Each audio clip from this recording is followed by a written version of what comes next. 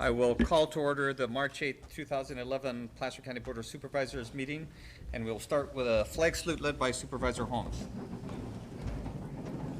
I pledge allegiance to the flag of the United States of America and to the republic for which it stands, one nation, under God, indivisible, with liberty and justice for all.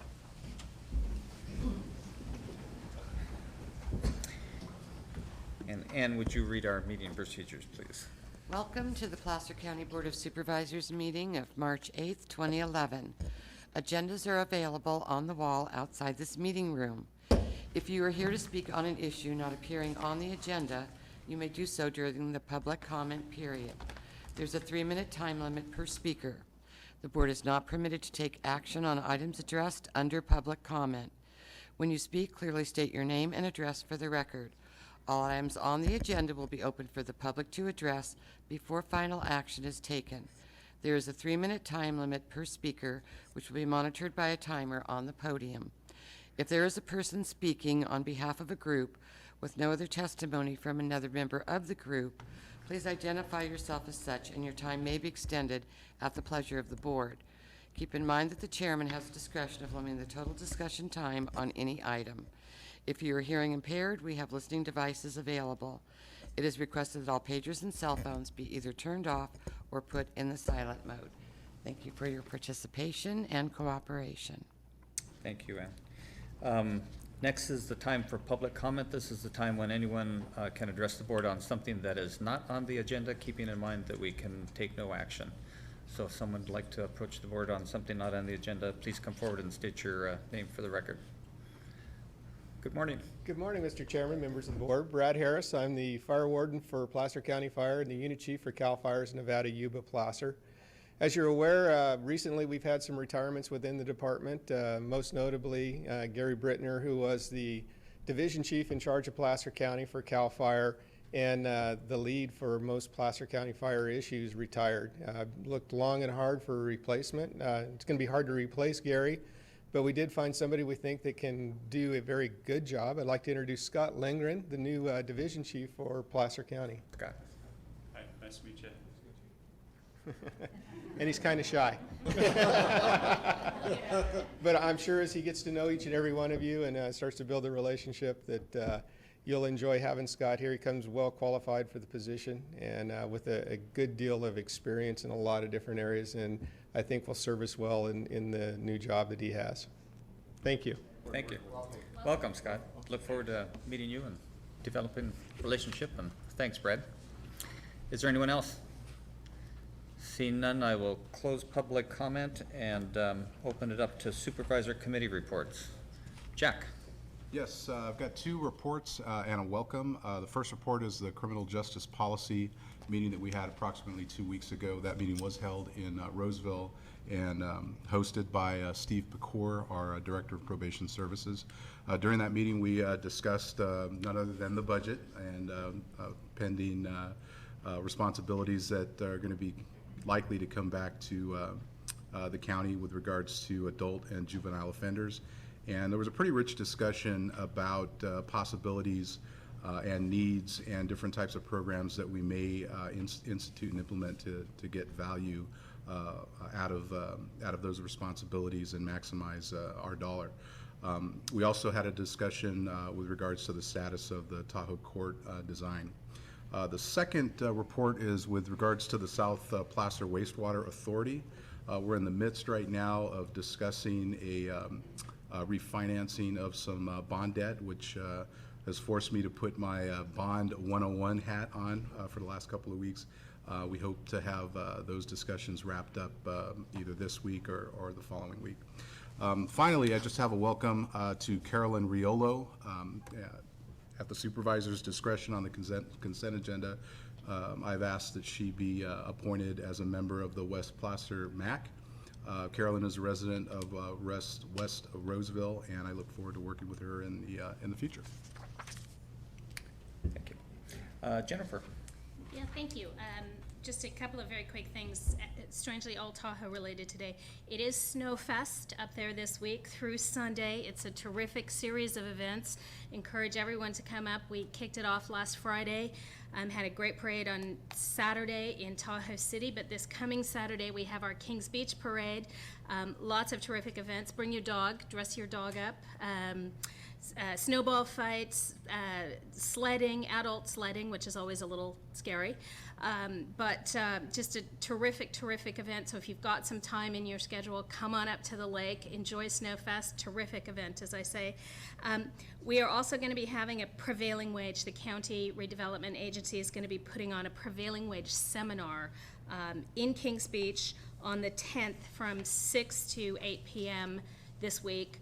And it's an opportunity for local contractors and people who are interested in either working with the county or working on county-related projects or just other projects that have a prevailing wage basis to come in, educate themselves about the process, how to apply to the county and possibly become an approved vendor, for lack of a better term.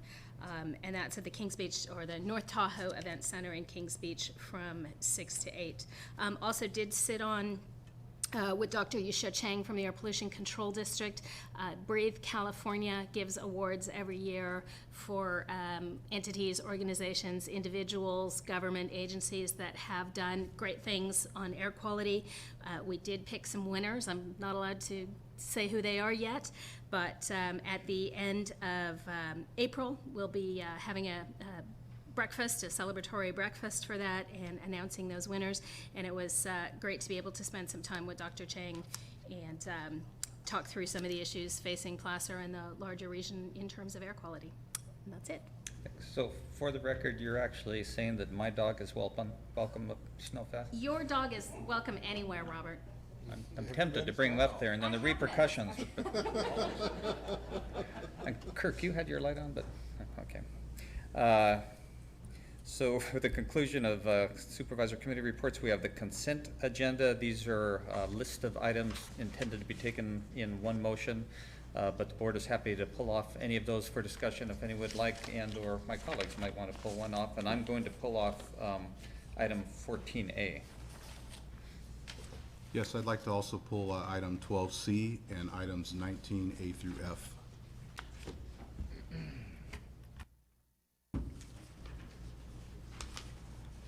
And any others?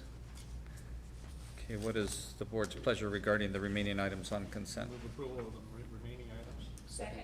Mr. Chairman, before we take action, it's customary to see if other members of the audience wanted to have any consent items removed. I don't want to do that, Kirk. No, actually, thank you. I thought, if there's anyone from the audience who'd like anything else pulled, be happy to do that. So with that, we have a motion and a second to approve all of the consent agenda items except for 14A, 12C, and 19A through F. And roll call, please.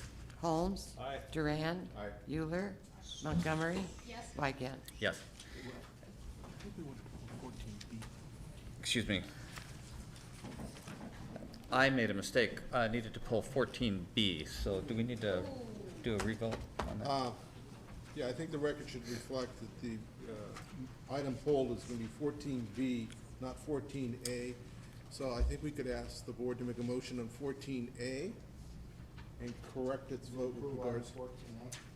All those in favor? Right. Aye. And could we, 14B, I think needs to be revoted upon. okay, so Ann, could we do a second recall? Or second vote recall? Bad, Okay. I think we have a consent that was approved. We need to correct that under the board's rules. We can't correct it because we haven't gone on to any other business. 14A now needs a vote because it was pulled, but I don't think it was intentionally pulled. I think it was inadvertent. and I think we did that. Okay. And now 14B is the item that has to be corrected because we have a unanimous vote of 5-0 on that, and I do believe you are intending to Correct. abstain. So if we could have a Motion to reconsider 14B. thank you. There we go. I move to reconsider 14B. Second. Moved and seconded to reconsider 14B. Do we need a roll call for that, Tony? No, we can just have a motion to reconsider on an oral vote. So. Okay, Do we so- have a vote? Yes, so all those in favor? Aye. Opposed? Okay, so now I can recuse myself? Now you need to recuse. Thank you, so I'm leaving. I'm recusing myself because I have a business relationship with the Sierra Business Council, and so, Jennifer, if you will.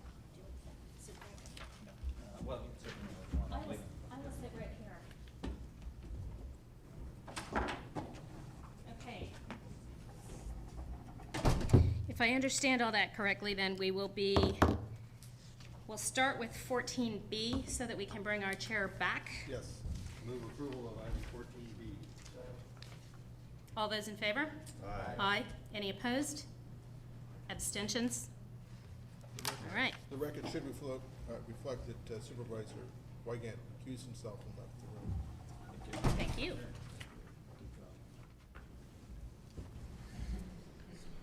Let's see if we can get this meeting on track now, Frank. So our next item is 12C, is that correct? That's correct, right.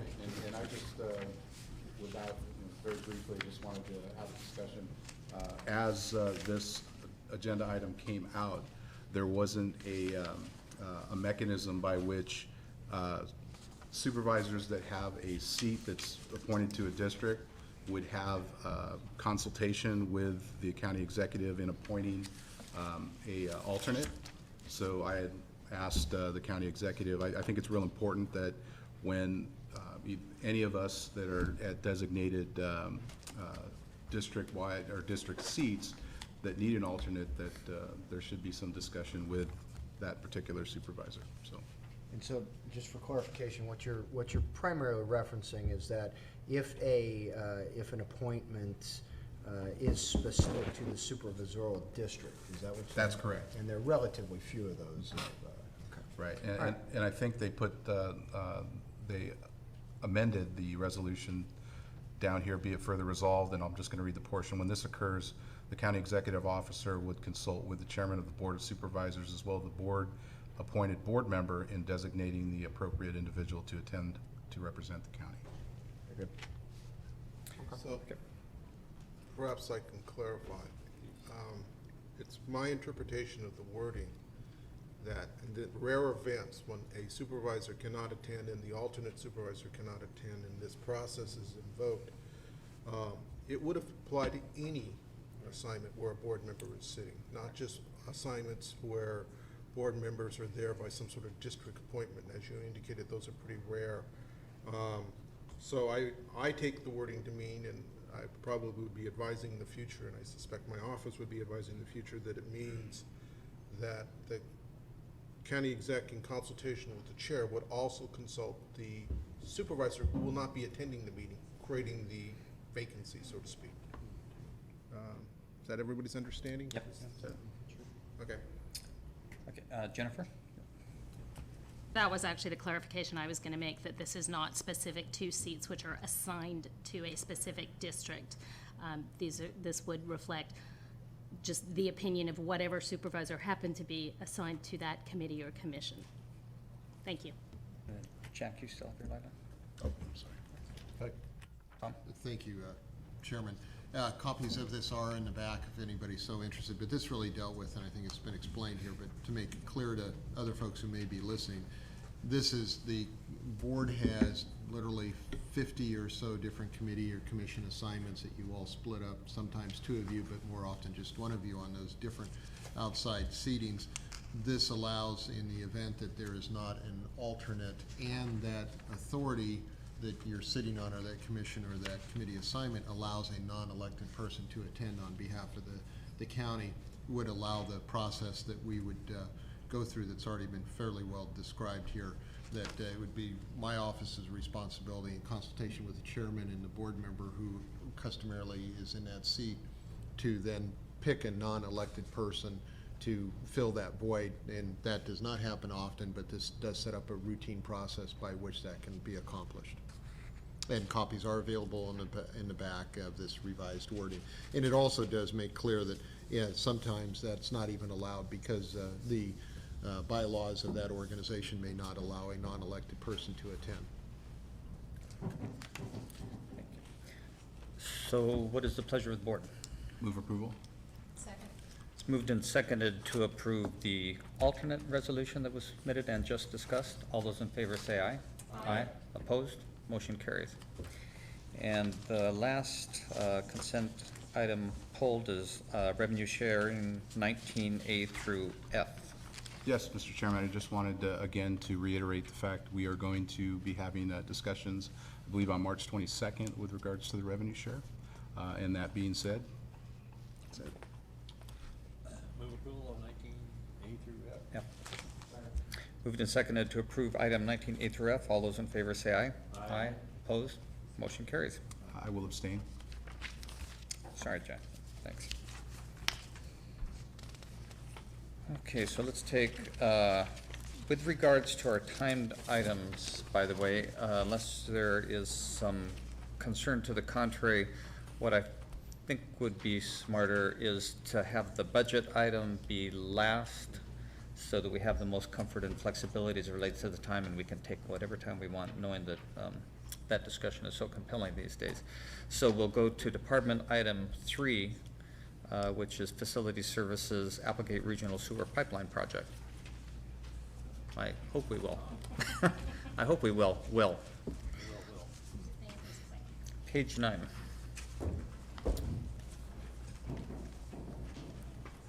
Sorry about that. You caught That's me by right. surprise. Catch your breath. Morning, Will. Good morning, Mr. Chairman, members of the board. Will Dickinson, Deputy Director, Department of Facility Services. The item before you this morning is a request to adopt an attached resolution authorizing the Director of Facility Services to execute a second agreement to Agreement 12547 with Jones and Stokes Associates.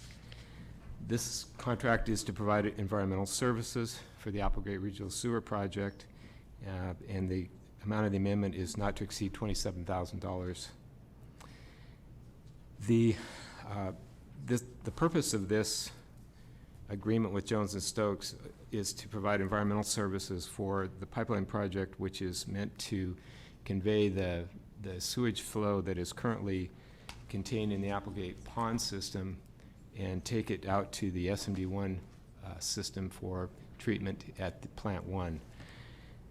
The project has been kind of challenging in that we have only 35 equivalent dwelling units that we're trying to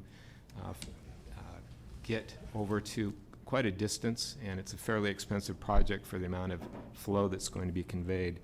So we've looked at various pipeline alignments, and we're also under the administrative civil liability, which is an enforcement order from the state or from the Regional Water Quality Control Board. And all of that has put a lot of pressure on us to try to move the project forward a little bit, sometimes a little bit more rapidly than we have good engineering information. So we had some different pipeline alignments that we were evaluating. We chose one. It turned out in the long run not to be the best one, so we had to go for the first amendment with Jones and Stokes to get additional funding to sort of backtrack and evaluate the new alignment. The second, that amendment was approved by your board back in April of 2010, which is contrary to what it says in the memo here. The second amendment is needed because through this process we've been able to actually put flow meters out in these pipelines and get better information about what the flow is, and that has led us to the conclusion that it may be necessary, probably not immediately, but somewhere in the next few years, to upsize about 7,400 feet of pipeline. This pipeline's all in the county right-of-way, so you wouldn't think the environmental analysis would be very difficult, but unfortunately it does require consultation with regulatory agencies and some additional analysis and also some site visits. So with that said, I'd be happy to answer any questions regarding this project. I've got one, Will. Just regulatory agencies other than Sacramento Valley Regional Wastewater Control Board, is it close to a stream or? Yeah, there are streams, potential stream impacts, there's potential cultural impacts. Okay. Because we actually are going to have to dig up this pipeline. Right. It's It seems like an unlikely scenario, but it's something that we have to go through regardless. Right, thanks. Jack? Were flow meters part of the original study that was conducted, or were the flow meters added after the initial study? We didn't have good flow monitoring information just when we started, and then we were proceeding down in different pipeline alignment, so we didn't have flow meters in at that time. When we changed over to this alignment, we put in new meters. And I will never forget when I first started this job, Jim Durfee told me, you're going to come to hate sewer flow meters because they're notoriously difficult to get good readings on, and depends where you place it in the line and so on. So the information we did have turned out not to be very good. We've been working real diligently to try to get better information on that. How certain are you that this set of alignment is the final decision that you're going to be making? I'm very certain that the alignment is going to be acceptable now. Whether or not we actually, or when we actually need to upsize the pipeline is still a little bit in doubt. It's very likely that it's going to be required. It may be something that we can push on down for the next development project that wants to come into the line and have them do the construction work on.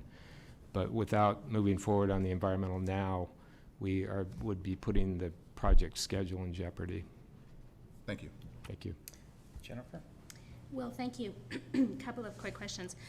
It notes that during the preliminary design of the project, the pipeline was rerouted to a more cost-effective alignment. Did we realize actual savings out of that? And if so, do you know how much those were?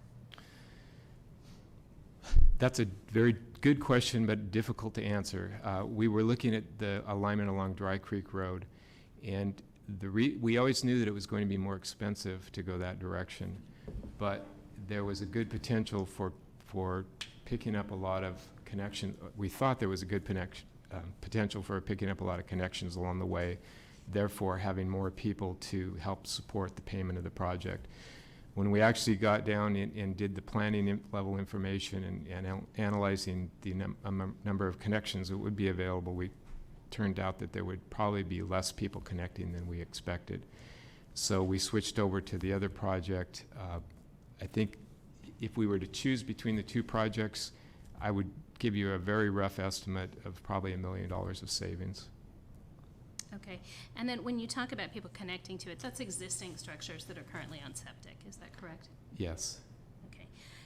What is the additional number of EDUs that would become available to this beyond the ones we're serving in Applegate? We're designing the pipeline and pump station to serve only the existing 35 customers, but there's always, you can only pick a pipe of so small. And I think we're going with a 4-inch pipe, which would allow more connections. I think it's in the range of 150.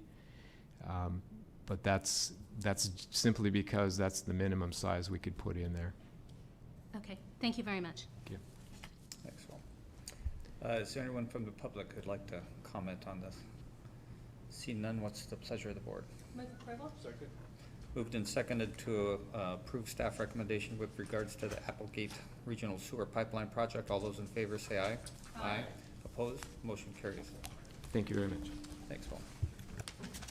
Now we'll go to our 9:20 timed item, an update on our Mental Health, Alcohol, and Drug Advisory Board. And Jim, are you going to kick this off? Yes, thank you, Mr. Chairman.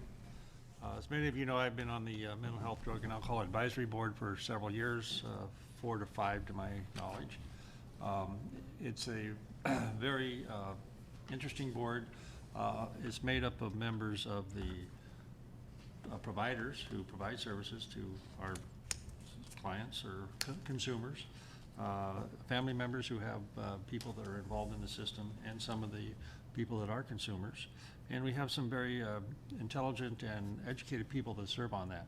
I thought in light of our budget discussion today about Health and Human Services that it would be appropriate to have a discussion about our Mental Health, Drug and Alcohol Advisory Board and the important role that they play, and particularly if we're going to be realigning programs, this is something that they can be a help to us as well. So with that, I will turn it over to Maureen Baumann. Morning, Maureen. Morning. Morning, Mr. Chairman, members of the board. Thank you, Supervisor Holmes. Maureen Baumann, Director of the Adult System of Care. So this board is required by statute in the Welfare and Institutions Code, and I guess I just want to acknowledge Supervisor Holmes. He plays a very active role in this board, and the board really feels honored that he takes the time to come to the board and actually participate. So just to say that.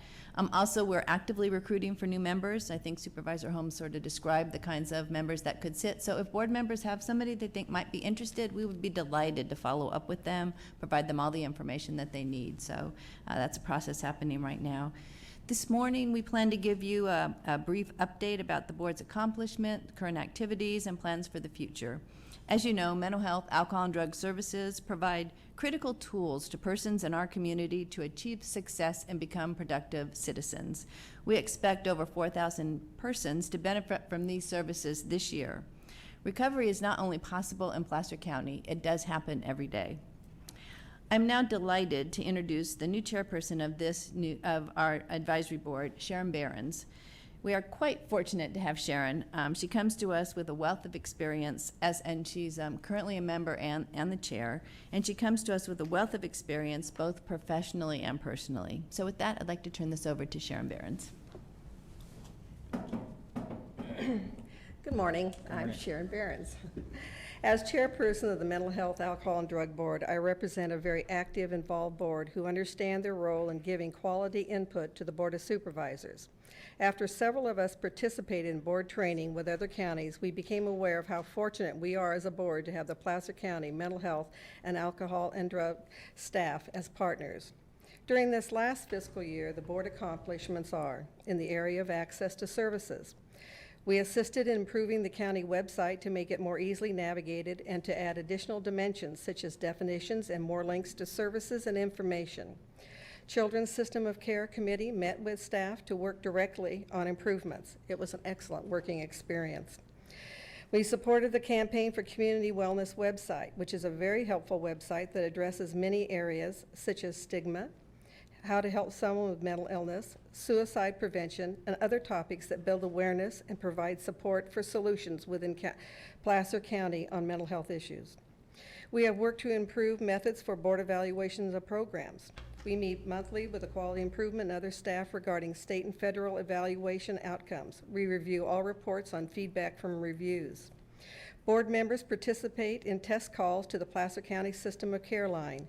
This gives us direct knowledge of how the service gatekeeper level is working. As chairperson, I have been called by staff to check out the line if complaints have been filed by a community person that the line is not working satisfactorily. This verifies to the board that we are a part of a system that wants accurate feedback. Board members created an evaluation tool that clarifies and standardizes how the board assesses programs. Mental health staff reviewed and supported our use of this tool. It was used in the assessment of the Adult System of Care Crisis Service 5150 programs. The board and staff developed a flow chart for how complaints to the board from the community and clients will be handled. By doing this, we assure that issues and concerns are appropriately and quickly addressed to the correct staff. The chart designates how feedback to the executive committee or entire board is to be handled to ensure we understand the outcome. In this way, we protect the HIPAA rights of all clients and address any issues determined if there is a need for service intervention. The goals set for the current fiscal year. There will be training for the board regarding judicial process programs. Presentations upcoming will be from the new district attorney and the public defender's office. The California Forensic Medical Group and the jail representative have also presented to us. To help the Placer County Mental Health, Alcohol, and Drug Board make better recommendations, we need to clearly understand the mental health and alcohol and other drug programs that impact clients. Therefore, we are doing on-site visits and meetings with the staff of these programs. Example, this last year, 2 board members on the QI committee assessed the Adult System of Care, Crisis Team, and 5150 process. This was done over a 3-month period of time by attending staff meetings, speaking with Sutter staff, Sutter Security, and the police department. This next year, fact-finding issues will be in the areas of the need for improved number of detox beds, program evaluation of the Children's System of Care, and minor consent. Board member activities within the community. A board member has become active in restarting a NAMI chapter within the county. Other board members attend other system board meetings. We also provide information referral as outreach to community members. We have recruiting for board membership as a regular board item. Direct outreach has been made to the professional and service users and their families within our communities to become board members or non-board member committee participants. By encouraging community participation in the standing committees, we broaden our input base. We participate in Recovery Happens, held once a year. On March 3rd and 15th, 2011, there will be a public forum entitled Teenage Partying, Alcohol, Drugs, a Deadly Mix, presented by the Coalition for Placer Youth. These forums are a result of work that began in 2007 with a call to action by the Board of Supervisors and a joint effort by Community Health, the Mental Health, Alcohol, and Drug Board, and law enforcement to raise awareness in Placer County. In summary, Mental Health, Alcohol, and Drug Board findings are that the mental health and alcohol and other drug staff has found innovative ways of meeting the needs of the community by outreach to community partners. Even with all the cutbacks, we find the system continues to be innovative, collaborative, and client-centered. Staff and board work collaboratively to find the strengths and weaknesses of the system. The outstanding strength of the county services are its employees, who have stepped forward to try to maintain caring, client-centered programs. That's it. Thank you. Any questions or comments by board members? Jim? Thank you, Sharon. That was a very good presentation. I wanted to acknowledge our County Veteran Service Officer, Rick Buckman, serves on this board as well to keep any veterans apprised of the programs that are available to them.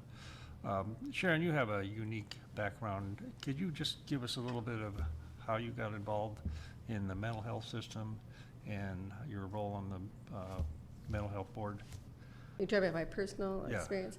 If I you worked in the don't mind. area of, I was a probation officer, I worked for mental health, and I act as a consult on intervention with children of trauma.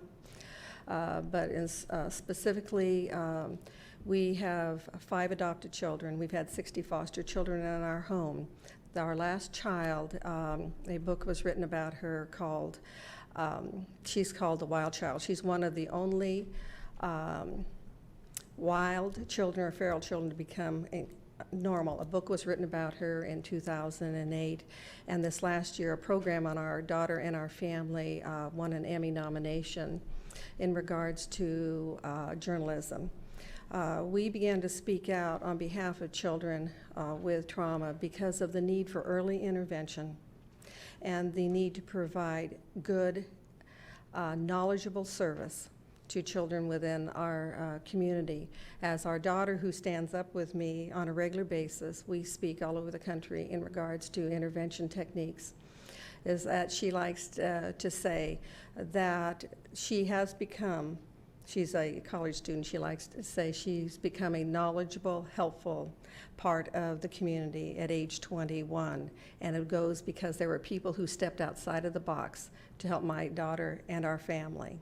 So basically, Very good. Sharon's the kind of person that serves on this board. They have a different perspective. Any of the contracts that come before this board or go to the Mental Health, Drug, and Alcohol Advisory Board that have had to do with mental health services. And so it's a great sounding board. The presentations that we receive from other agencies are very valuable in helping me understand our role in providing mental health services. So really appreciate you taking the time to present to us, and thank you, Maureen, as well. Thanks. Thank you very much, Sharon. Appreciate your contribution and your willingness to give back to the community. If you have any particular problems with Supervisor Holmes, just let the rest of us know and we'll make sure that that gets. Thank you, Maureen. We will now go to our next department item, which is Health and Human Services. Requested to take action regarding budget revisions, authorized purchase some vehicles, and some new equipment.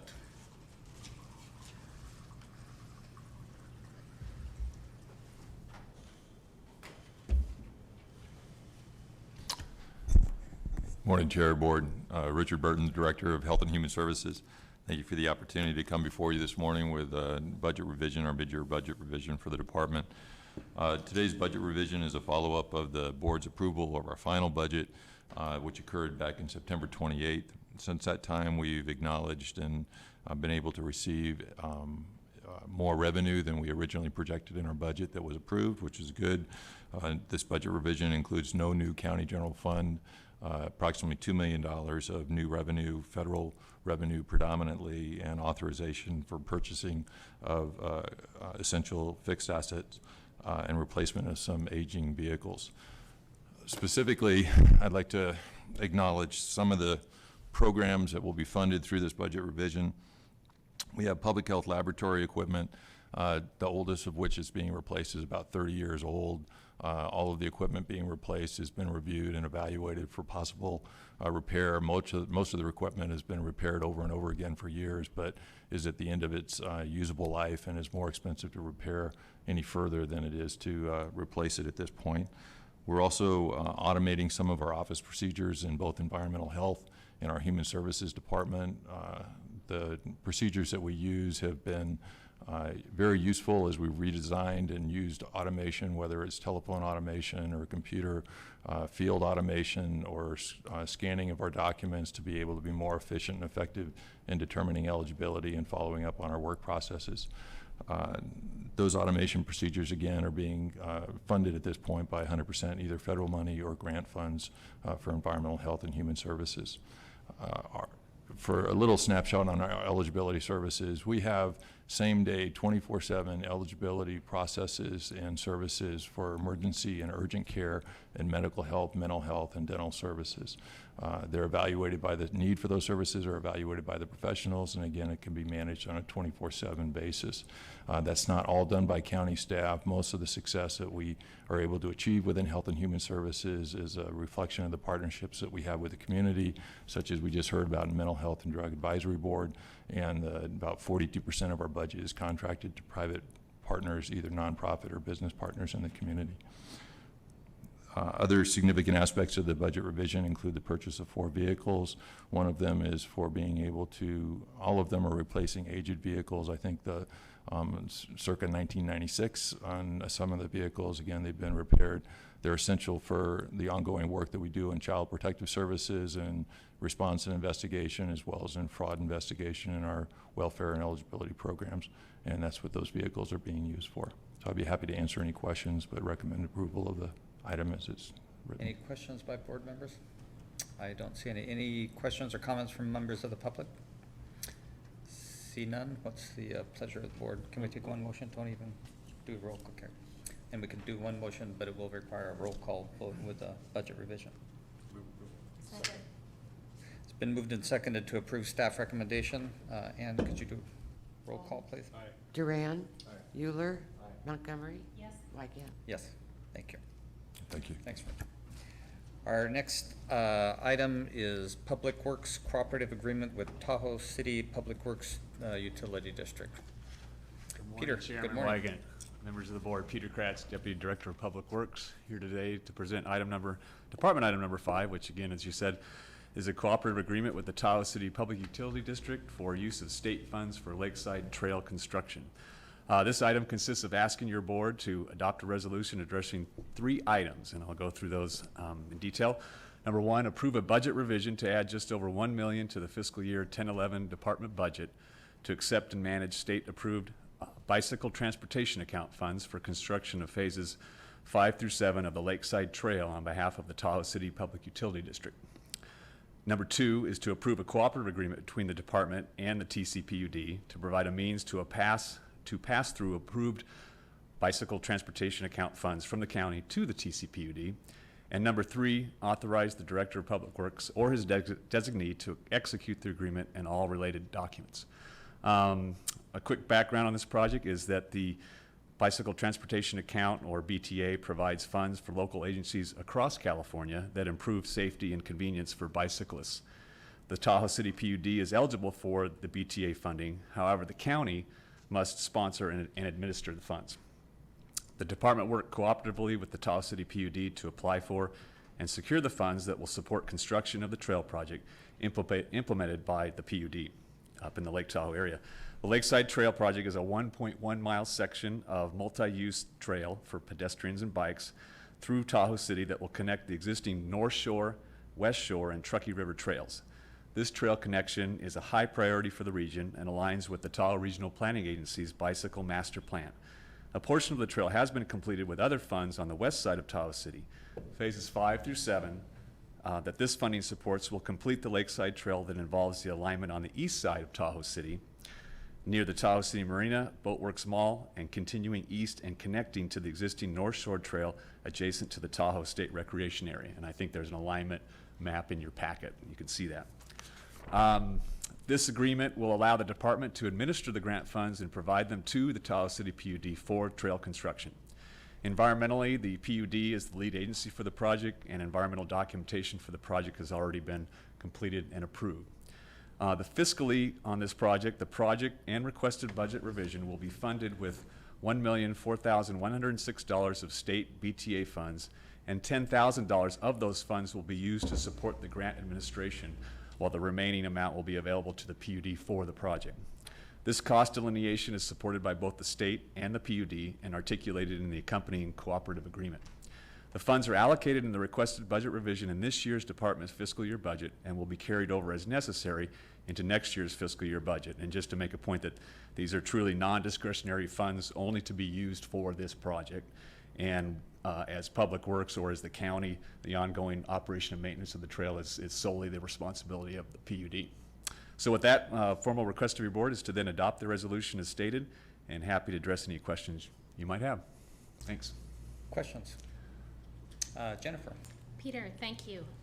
Just to be clear, this will connect the already existing piece of trail that ends at the Commons Beach area, just at the Correct. bottom of Grove Street there, Correct. past the Safeway, and then sort of switch backing up along the campground area to connect Right. to the existing bike trail on 28. Correct. Okay. Yep. And there's still one piece yet to be completed after this, is that correct? Right, there's a piece west of Commons Beach to get to Fanny Bridge, and then to link to what we would call the West Shore Trail. Okay. Right, And then the Tahoe City PUD is the lead agency on this, correct? correct. In the $10,000 of the grant fund that are used to support the administrative efforts of our department, Public Works. Right. What generally will we be doing for that? Just really being the pass-through agency. We're the agency that has to accept or apply and get the funds from the state directly. It can't go directly to the PUD. So we will see the invoices come from the PUD and be the in-between agency between Caltrans and the PUD. And so what we did in our cooperative agreement is to make sure that the PUD has to really follow all the rules and regulations of using these funds in case an audit comes forward, that kind of thing. So again, just being the middle person or the middle agency, when we'll see those invoices, and we really will need that administrative cost to cover this effort, which is a good thing that we worked out that agreement with the PUD and the state. to be Right, able and to have that. that's actually what I was getting at, that this isn't Yeah. just, hey, let's take our cut, but we actually are doing something Yeah. specific in terms of management for this. So, Exactly, that's thank you. correct. Yeah. Any other questions? Is there anyone from the public who'd like to address this issue?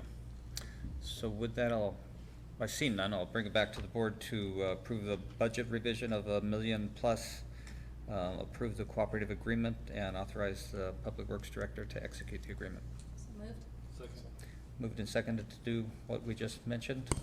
Roll call, Ann. Montgomery? Yes. Duran? Yes. Holmes? Yes. Euler? Weigand? Yes. Thank you. Thank you. Thanks, Peter. Yeah. Now we will adjourn to closed session. So we're gonna do the budget after closed session? That's what I was planning to do, unless you have a, You're the chair. good, well, that's what we're gonna do then. It's a lot of surprises to support. Surprise Will, surprise me. Okay, the board will go into closed session to take up the items on page 2 of its agenda, item 6. There are 2 existing matters of litigation. There will also be a conference with labor negotiators regarding matters with PPEO and DSA. I would like to correct the record. It says Mr. Carden and I will be supporting the board in that. Actually, Val Flood will be supporting the board in that discussion. And with that, we'll go into closed session. Thank you.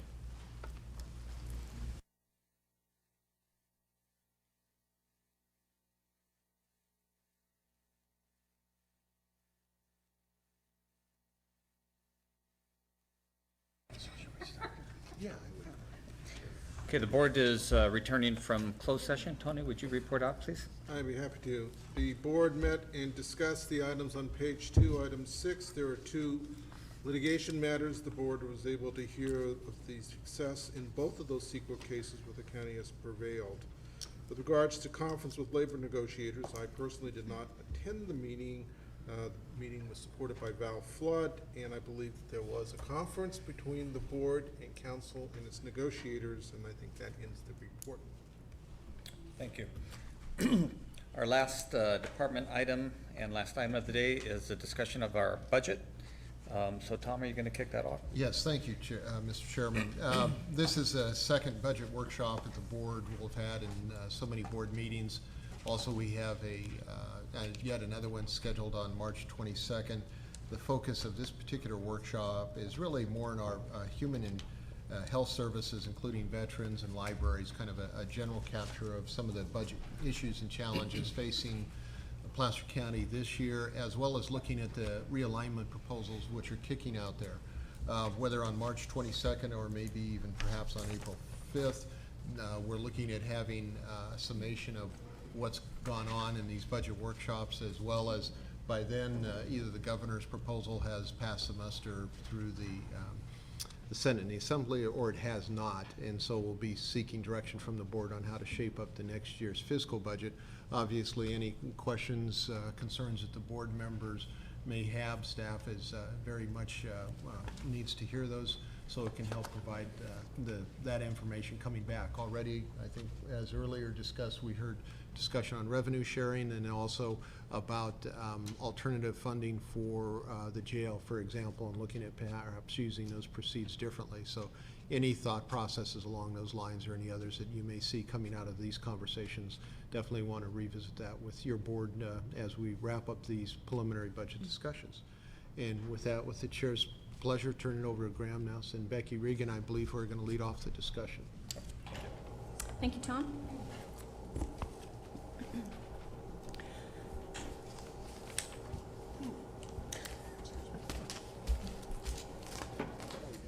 Well, good morning, Chairman Wygant, members of the board. Becky Regan from the County Executive Office.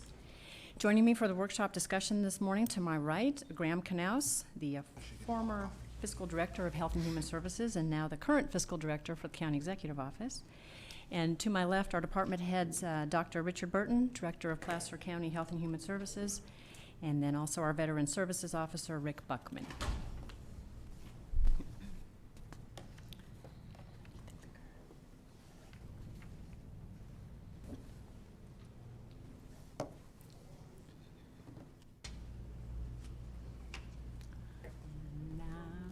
Greg, I need the other presentation, please, Greg. There we go.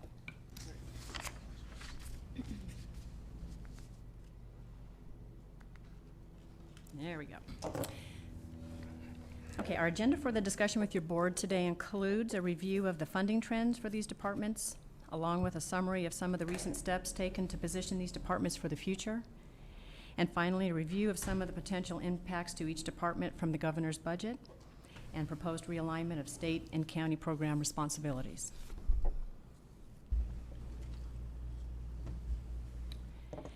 Health and Human Services and Veteran Services are provided through a matrix of federal, state, and county governments, and in many program areas, services are provided by one level of government, while the funding and program eligibility rules are determined by another level, leaving no single entity with the ultimate responsibility and authority for providing services.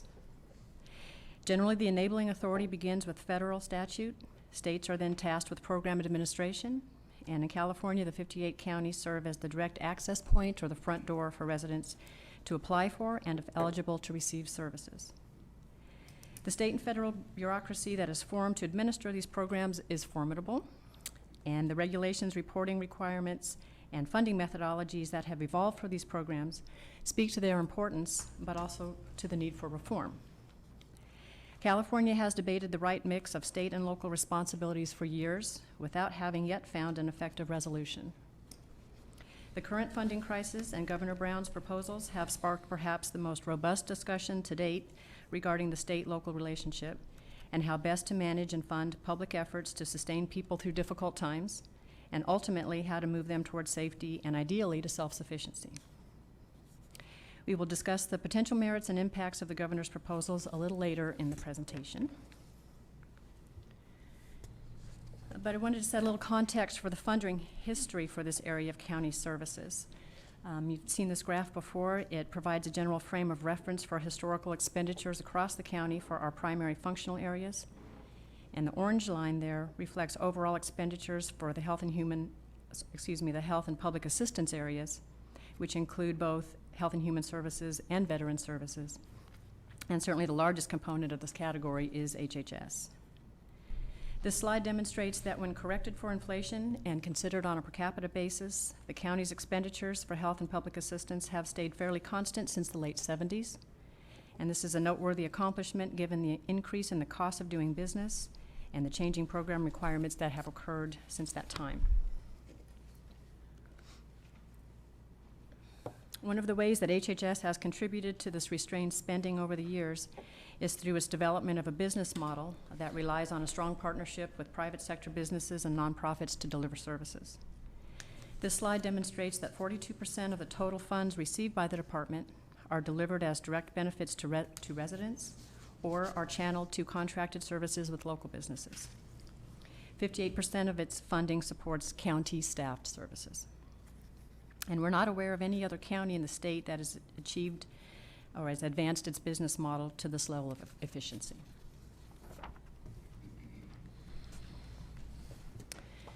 The effectiveness of this business model from a cost perspective is further demonstrated by the reduction in the filled number of positions per 1,000 population over the past 5 years. And you'll see in 2006-07, the department had 2.4 staff per 1,000, and currently they have 1.9. So begin to take a bit more of an in-depth look at HHS and its 6 divisions. Of course, we have admin services, which provides the overall admin, fiscal, contract, and personnel management. Adult systems of care provides mental health and substance abuse treatment, in-home supportive services, employment services, medication services, and locked and unlocked inpatient and residential treatment services to adults and elderly.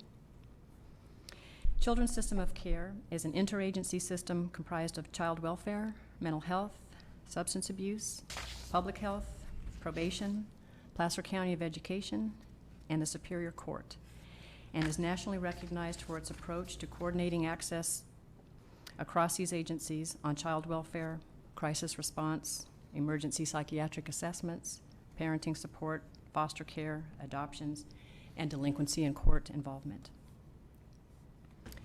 Human Services determines eligibility for financial, medical, housing, food, and other temporary assistance services, and works with economic development, the business community, and other community agencies to assist clients with finding employment. Community Health and Animal Services enforce laws and regulations that protect our health and safety by preparing for and responding to disasters, decrease disease outbreaks, and epidemics. They provide access to health care through a variety of programs, and through animal services, they provide animal care and control, enforce the state's humane laws, and get to do the really fun work of placing adoptable animals and reunifying lost animals with their owners.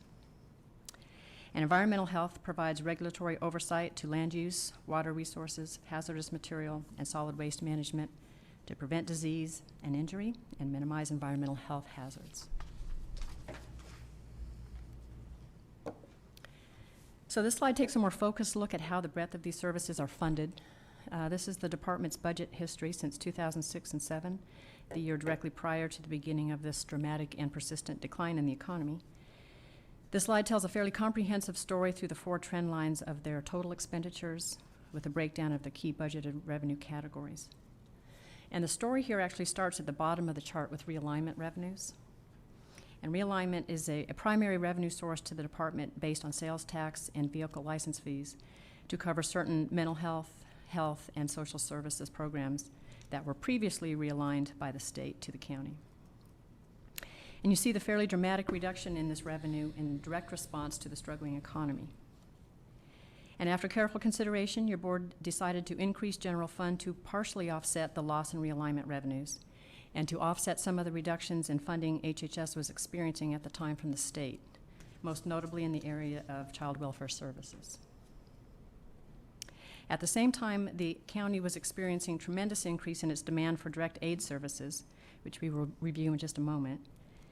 And although HHS has historically sought the most cost-effective approach to providing services, the department began a concerted effort in 2007-8 to eliminate all non-essential services and to leverage all available federal and state funding where feasible, and to further expand the use of private sector contracts and community-based partnerships. And you can see that the result of that effort was that as general fund was increasing to the department, you can see in the uptick in the yellow line and the blue line across the top how it had a direct response in pulling down additional state and federal revenue. And through the magic of technology, the budget revision that your board approved this morning is already reflected in these figures here. So that extra $2 million is included in the 108 figure and in the 157 across the top.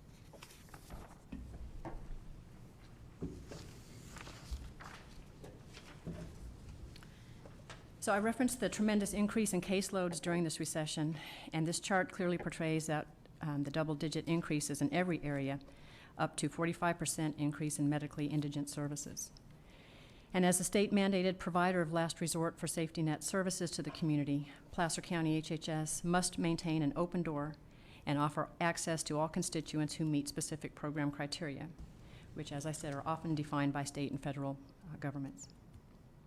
This was further exacerbated for Placer County by its tremendous growth in population throughout this last decade.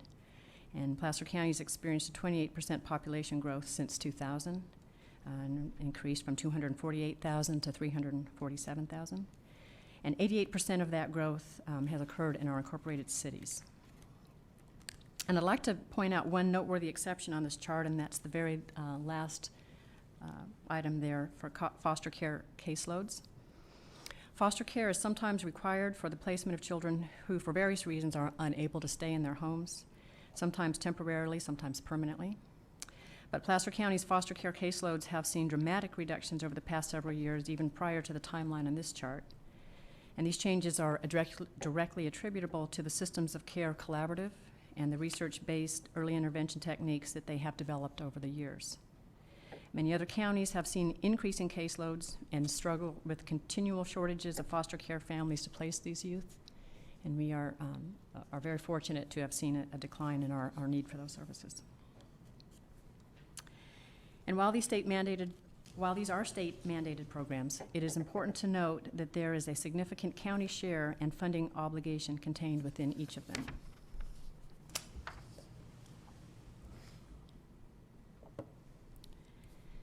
So this is a summary of the department's total gross budget in contrast to the general fund contribution over the last 5 years. And given the dynamics that we just reviewed, accordingly, the Board of Supervisors authorized a phasing in of additional resources totaling $14 million between fiscal year 2006 and 7 and 2010-11 to partially close what would have otherwise been a funding gap of $35 to $40 million. And the components of the $14 million in additional resources are as follows.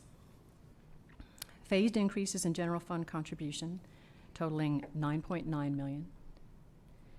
Phased use of reserves specifically designated for caseload growth totaling $2.7 million. And then use of American Recovery and Reinvestment Act funding, or ARA funding, for $2.1 million over 2 years.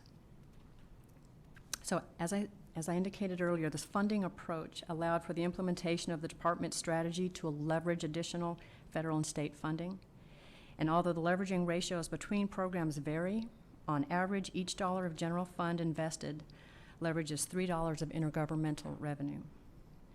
So the overall effectiveness of the board's strategy is evidenced in the department's final budget that demonstrates a 4.9% increase from $163.8 million to $171.8, with a corresponding decrease of 4.2% in county general fund contribution on the right, from 34.2 to 32.8 million. So through its good planning, Placer County has been able to maintain its core safety net services over the past 4 years. However, the extended nature of the economic decline has taxed its ability to continue this level of funding in the future. And while the department has been able to minimize service delays and reductions, they have occurred to some extent over the past years. The department continues to perfect its intergovernmental leveraging strategy in order to decrease future reliance on general fund to the greatest extent possible. But clearly the strategy of partially bridging this funding gap with general fund maintained our safety net and other core services through this recession and have put the department on a long-term sustainable funding path and flattened that curve for a future general fund need.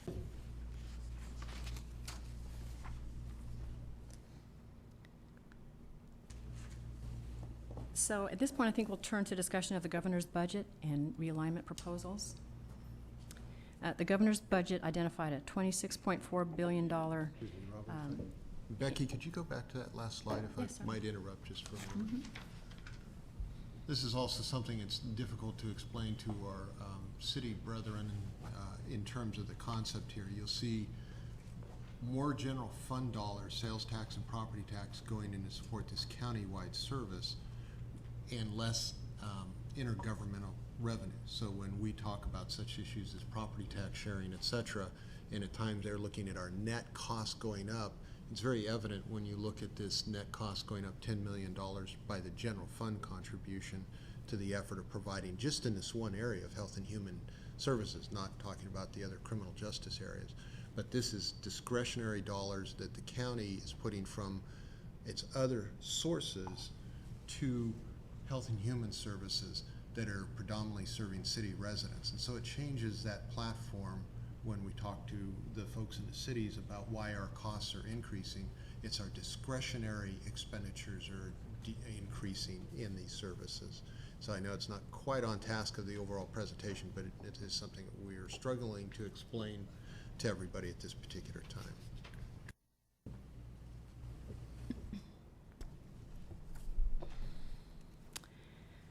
So back to the governor's proposals. His budget at this point attempts to solve the budget gap through $12.5 billion in expenditure reductions, borrowing and funding shifts, the extension of 4 temporary tax increases set to expire in 2011, and further realignment of programs and services from state to county responsibility. In the first phase of the governor's proposed realignment, counties would assume additional responsibility for providing a variety of programs broadly defined as public safety programs. And they include fire and emergency response, court security, managing low-level felony offenders and individuals on state parole, and juvenile justice programs. And we'll be meeting with your board in 2 weeks to talk in greater detail about those proposals.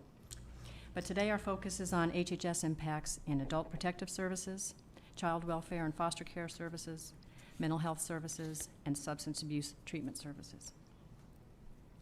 The second phase of the governor's realignment proposal focuses primarily on implementation of national health care reform. It is assumed that cost for indigent defense care will shift from the counties to the state, and that the state will assume responsibility for future costs associated with health care programs, including California Children's Services and in-home supportive services. It is further assumed that the counties will acquire complete responsibility for CalWORKs, food stamps administration, child support, child care programs, and public health programs. So there's a tremendous amount of detail that won't be worked out for weeks and probably for months. However, generally the impacts fall into 2 categories, which I've outlined here. So they are generally funding reductions to the providers of the services, in particular the doctors who are reimbursed for their services, changes in eligibility criteria, reductions in direct benefits to consumers, and then the second part is modifications to the future relationship between state and county for services and how those will be funded.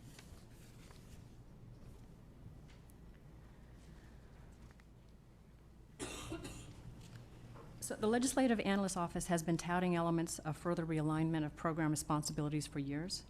And it is true that if done well, realignment holds many potential merits and benefits for the counties as well as for the state. And some of those include, we could see a reduction in state mandates and reporting requirements. And I brought along it's just a little prop here for today. This is one of the quarterly reports that Health and Human Services has to provide in just one of its program areas each year. So we're hoping that some of these will be relieved of some of these requirements, which are tremendously consuming of staff resources to produce. This also holds the potential to align policy and fiscal decisions within the same level of government and gives counties greater flexibility to customize programs to their local conditions.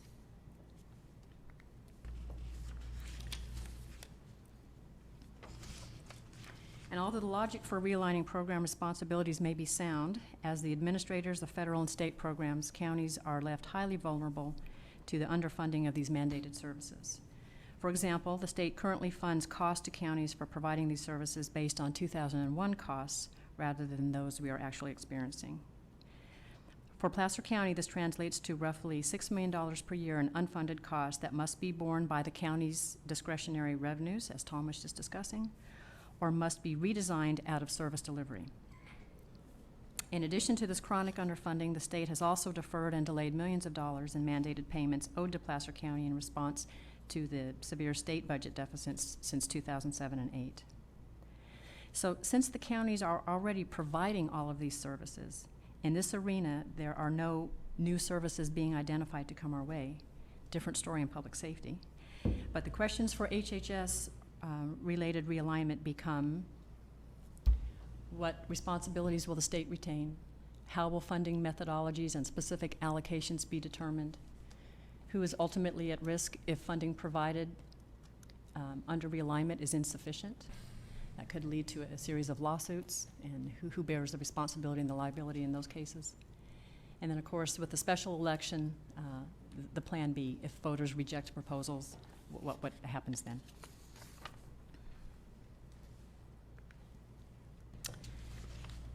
So this chart depicts the programs targeted for restructure and realignment under the governor's proposal.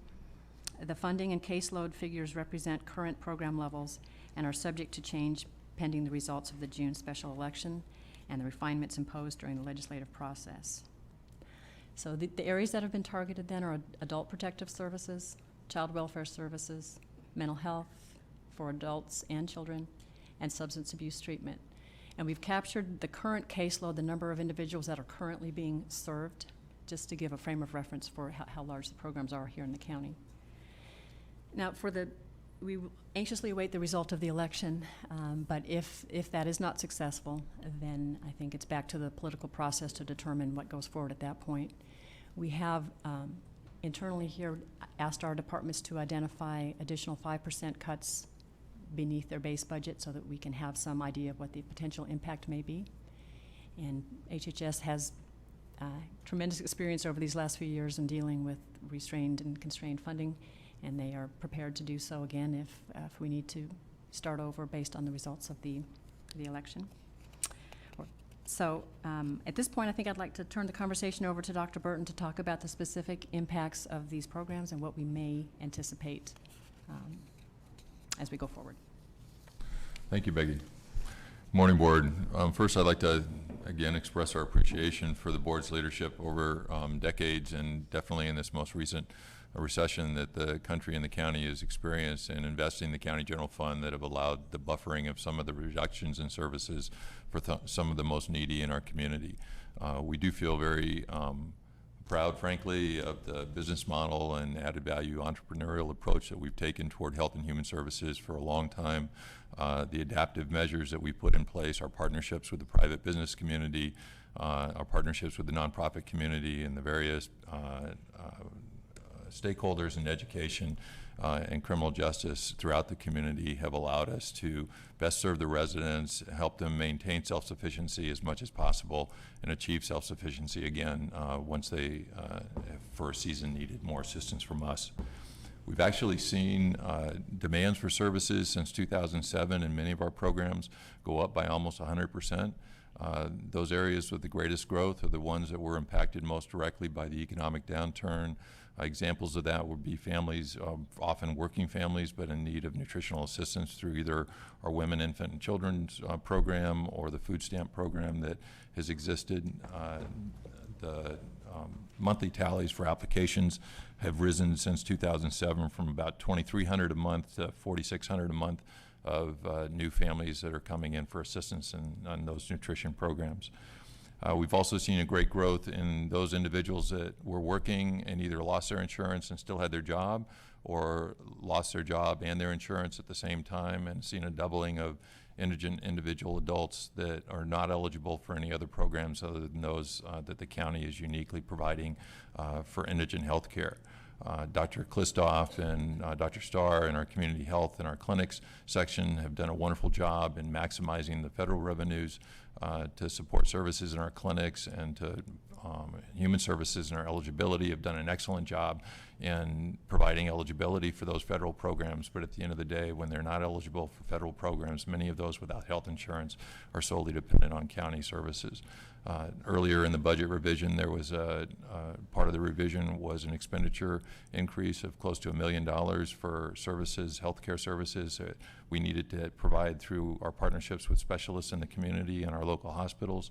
And those are services that we're mandated to provide and exceed our ability to do that within the county clinics.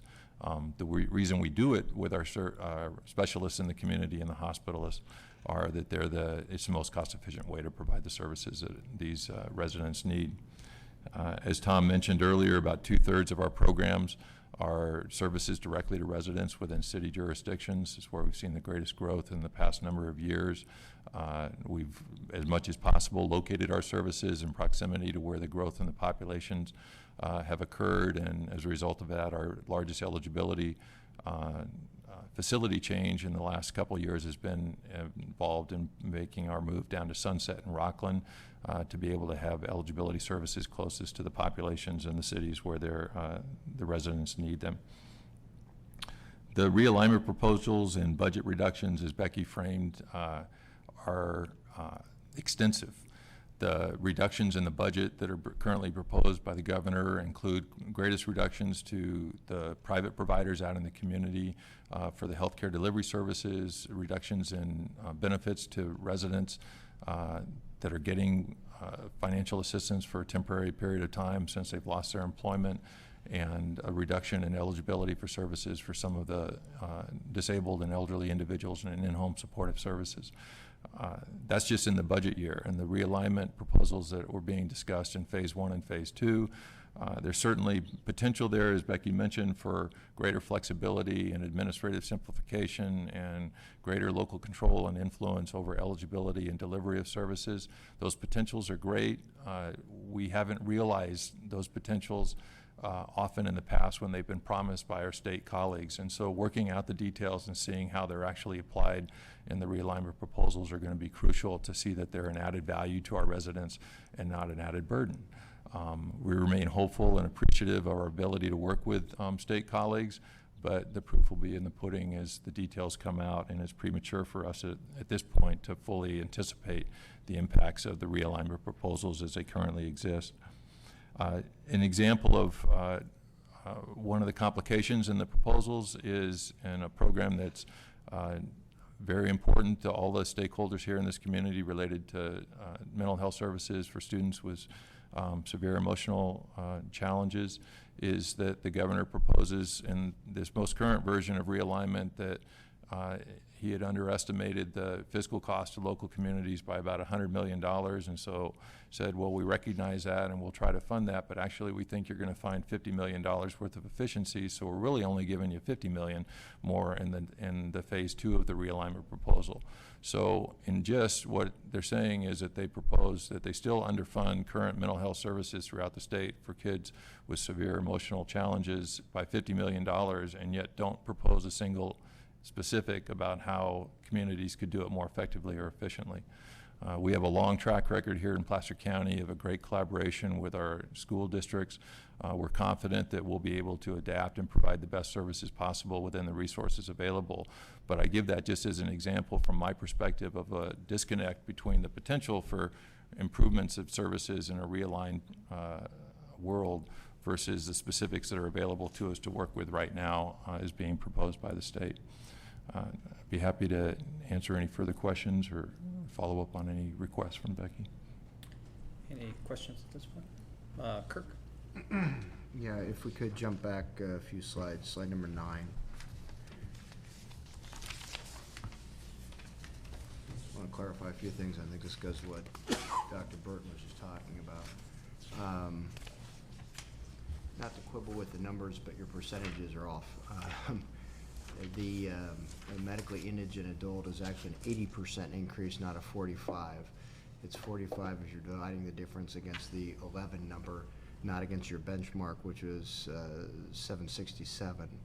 So it's actually an 80% increase there, a 50% increase in general relief, a 20% increase in IHSS.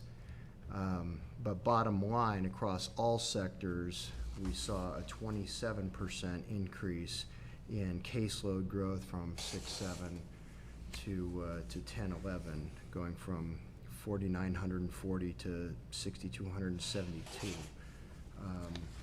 And at the same time, we saw, switching to slide 10, well, we only saw a 13% increase in the gross budget. We saw a 43% increase in the general fund contribution to that budget during that time. And so it's interesting to note that the 27% increase is largely attributable to the funding by a 43% increase in the general fund contribution. So clearly, even though our folks down at the state talk a good game about realignment, relieving responsibilities, and saving costs, it's not actually reflected in the numbers. We are seeing caseloads increase, and we are seeing our local government have to pay for that increase. So just, yes, Holly? Yeah, I'm sorry, go ahead. Supervisor Euler. Yeah. Hi, Graham Canals, Finance and Budget Operations Manager. Yeah. A couple of pieces to add to that. One, you're absolutely right. The state continues to try to shift additional costs to us for programs that we're mandated to provide, and that has continued to create some cost pressures for us. And as we look at some of the general fund increases that have occurred over the past several years, that's certainly a significant component of that. And I should point out that there's another element that is more along the lines of our revenue leveraging strategy.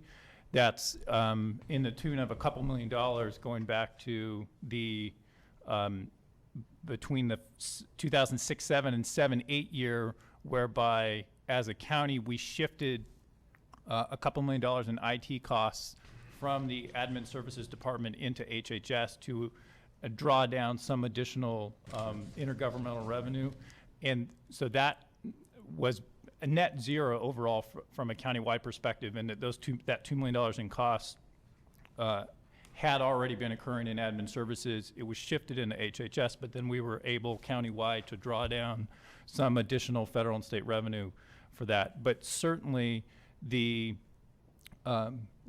no shortage of opportunity nor intent on the part of the state to saddle counties with significant responsibilities that may cost $1, but we don't get $1 to cover what that responsibility increase is. The last piece that I would mention related to this is that is specifically related to child welfare services. In 2009-10, part of the increase in general fund, in fact, your board took an action to set aside $1 million related to a child welfare services reduction that the state imposed on us. And that actually has created so we did that for a year to ensure that the child welfare services as basically a local public safety priority was not negatively impacted. But that connects to what the state is proposing by way of the current realignment, which would propose in the first year to lock that funding level in and provide very minimal increases going forward, whereby we would, in effect, have an increased responsibility in terms of the fiscal cost relative to child welfare.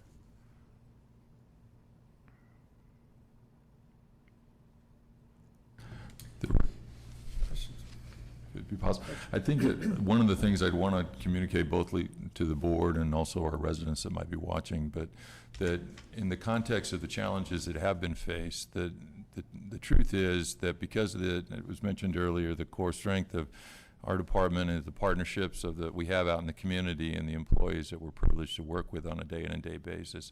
But we've actually improved the eligibility process times and are finding people eligible for food stamps.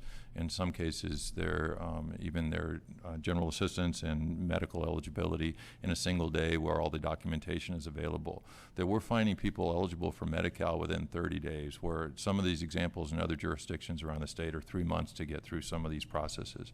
That we have 24/7 eligibility for emergency medical health issues, mental health issues, and dental services within our community, and that we're seeing and accommodating this 100% growth in our eligibility population for some of the most at-need families and children and families in our community during the last 2 years without any increase from the state, and in fact being underfunded consistently. And it's because of the creativity, innovativeness, and entrepreneurial approach of the employees throughout the county, our partners in the other departments that are helping us with automation issues, the facilities departments, criminal justice partners we work with, and the partners out in the community. But that Placer County is committed to be adaptive and timely and assuring that the residents are best served. So we have a great skepticism about our confidence and of our state partners on really being able to simplify administrative processes and make our lives easier. We have great confidence in our local partnerships here in Placer County that we'll be able to adapt and respond in a timely manner to best serve the residents. And so even in this context of very severe challenges, we're very confident moving forward with the leadership this board has demonstrated and the partnerships that exist here within our county and influence that we have within our own abilities to be able to best serve the residents. And I wanted to make sure that I had opportunity to communicate that. Thanks, Rich. Jennifer? Yeah, thank you. And I want to thank Supervisor Euler for pointing that out, because I had noticed that as well and was going to ask a question about that. And I just think it's really important to note that, you know, our caseloads have gone up by 27%, and the overall budget's gone up by 13%, but that, as Tom pointed out, has been largely, or to a large part, carried through the general fund contribution, which is pretty important for us to all really understand as a county. On slide 5, contracted versus county delivered services. You probably don't have this information today, but I'd like a further breakdown on both the private contracting and the county staff services as to what percentage goes to actual services delivered versus sort of overhead costs. Don't need that today, but I'd just be interested in knowing what those numbers are for comparison's sake. Certainly. Slide 6. Filled positions per 1,000 population. How many employees did we have in 2006-07 versus 10-11? Do we know that? I know in 2007-08 we had 813, and in our 10-11 budget we had 690 funded positions in each year. Okay. I think that was it so far. Thank you. You bet. Jim? Thank you for this presentation. I just want to extend our thanks to your staff. I know this is a very unsettling time for them, and I know the workload has increased and their staffing has decreased, and I know they're working hard to try to meet all the obligations that your department and the services that is provided. So please extend my thanks and the thanks of the board to your staff for the hard work they're doing. Thank you. Certainly will. Thank you. And I'll just add that also thanks for all of the good work we've done, and focus again on the unique model that we have in Placer County in HHS. When I talk to people in the community, an analogy that I've been able to develop that I think helps communicate what we've done is reflected in the fact that if HHS was an automobile, and if it were left to the state, when we go through times like this, what they do is cut funding so that we would have to let all of the air out of one tire, so the car wouldn't be able to get down the road very well. And even though at the board level, we're not looking forward to tremendous recommendations by all of staff to use more and more of our general fund to backfill these things, it's a lot smarter to let 25% of the air out of all of our tires so that we can at least maybe decrease our levels of service, but such that the car works most effectively. So again, just want to encourage you to bring back those difficult decisions to the board.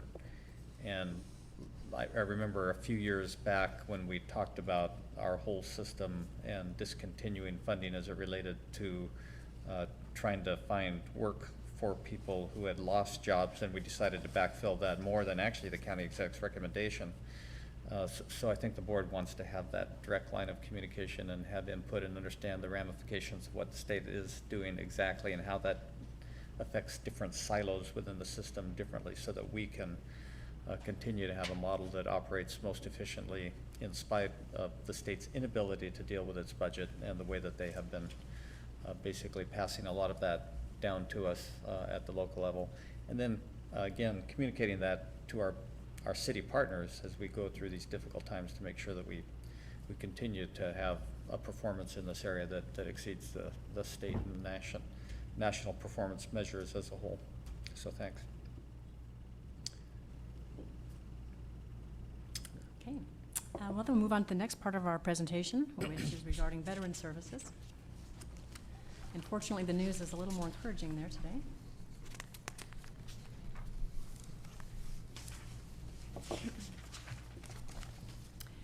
So Placer County Veteran Services Office is a 4-person office recently located to the Sunset Building in Rockland.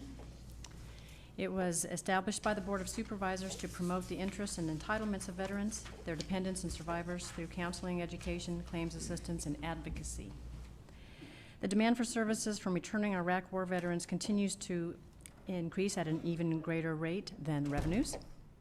The state's Operation Welcome Home program was established last year by Governor Schwarzenegger and made a concerted outreach effort to the 30,000 veterans statewide who return home annually to inform them of the benefits to which they are entitled.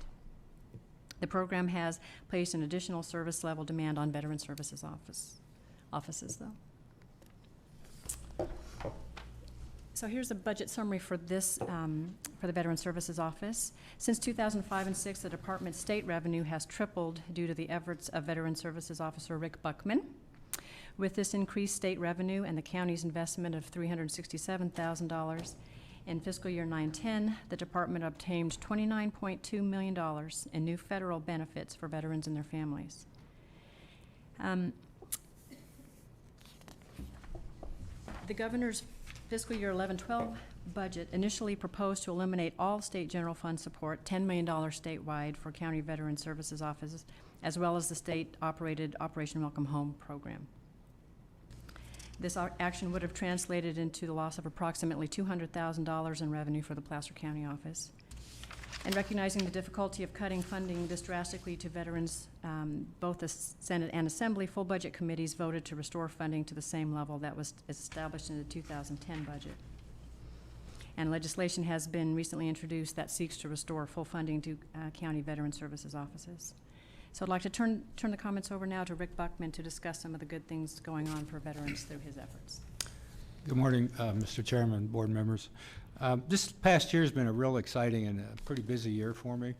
In January, when Governor Schwarzenegger announced his Operation Welcome Home initiative, where they hired 325 vet reps and placed them in the EDD offices, and their specific goal was to pick up the phone, call veterans, and say, "Welcome home.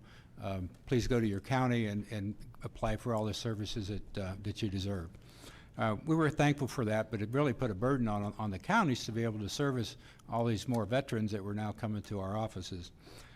In February, I was elected as president of the California Association of County Veteran Service Officers. So at a time when all this budget stuff was going up and down, I'm the guy on the block that's got to go kind of straighten it out for the association. And then in May, the governor's revise increased our historical funding from the 2.6 up to $11 million. And then, of course, when the Assembly and the Senate got a hold of it, they just took it all back out, and they increased us about $1 million out of that. So we did a lot of lobbying. We had a press conference in the governor's press room.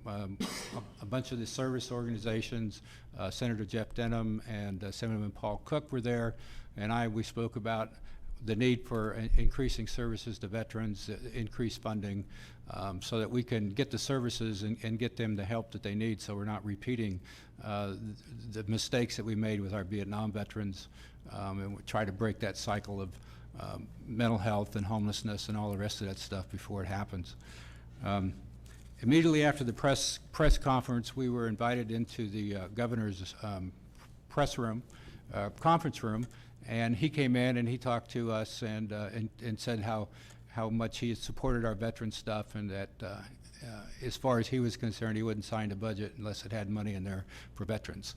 And as it came out, when the budget was signed, we ended up with an increase up to the $10 million. Of course, then Governor Brown was elected, and he zeroed us out for all benefits to come to counties for veteran services and Operation Welcome Home.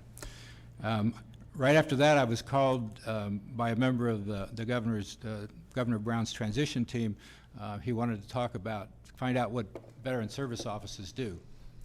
That's after they cut us out of all the money. So I took a couple of my counterparts in other counties, and we went in and talked to Jacob Applesmith from his transition team, and we explained to him what counties do and how the benefit, the money that we bring into the county that's turned over federal dollars. And by the time we got done, after about an hour, I think he got it. And he said that he was going to talk to the governor to try to get the support to put some money back in the budget for the veterans. So then we testified in front of the Senate Budget Committee, and they unanimously voted to restore the funding back to the $11 million amount. Then we testified in front of the Assembly Subcommittee number 4 about our veterans stuff. California Department of Veterans Affairs testified that they believed that they could, and had been talking to the governor's office, and they could find some savings in their vets' homes to be able to restore the funding to the counties. So the Assembly said, well, we don't want to vote on this. We want you and Department of Finance to go sit down, see where you can come up with the savings, and if you can save it, we'll be more than happy to support that. And so the department came up with $20 million in savings from the vets' homes, and Department of Finance said, thank you, we're going to take that, and we're still not going to give you your money back. So it ended up that they put us back to the conference committee. They voted to restore it back to the $2.6 million. So here we are a year later, and we're back where we started. Not only did they take that money away, they took the money in this year's budget, the increase, and they said, we're not going to give you that either. Some counties have spent it. We didn't spend it, so it's no harm, no foul for us, but it's a loss of about $70,000.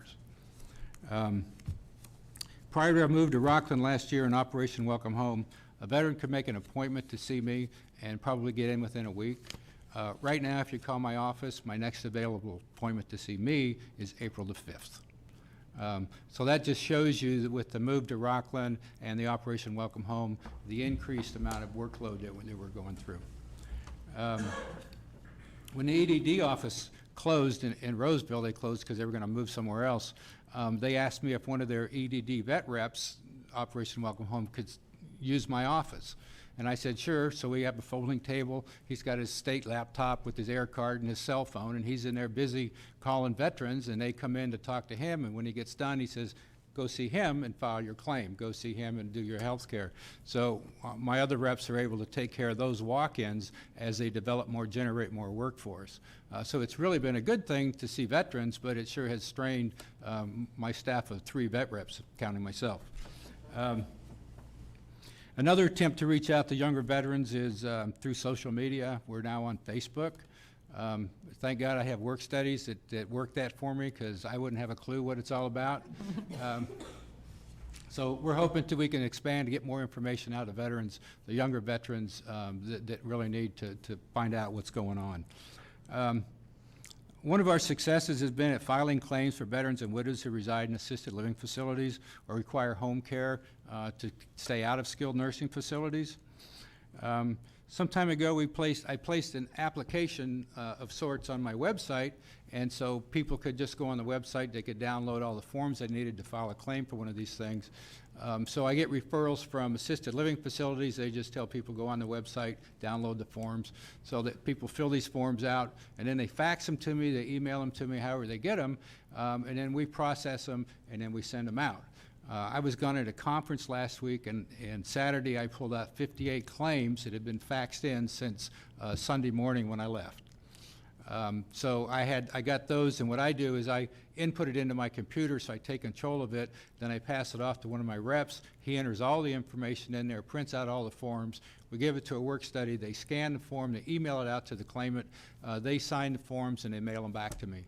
And that's 58 claims that will happen in a week that didn't have to come into the office, because they'd have to wait. I'd be December before they could come in to see me if I didn't do something like that. And then, in addition to that, in the mail came, while I was gone, 50 more claims that I'd sent out the previous period that I had to process forward on to the VA. So those are real time intensive, but they really a benefit to a lot of veterans, a lot of widows who are able to stay in their homes or assisted living facilities. In front of you is my first attempt at an annual report.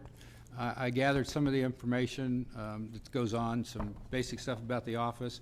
And in the center, there's 4 graphs. 2 of them on the top right are the number of claims that we filed and a comparison from when I got here in 2005 up to this current year, and also the number of awards. And why those are important is for every one of those claims or awards that we file, we get revenue from the state. We get a piece of that pie.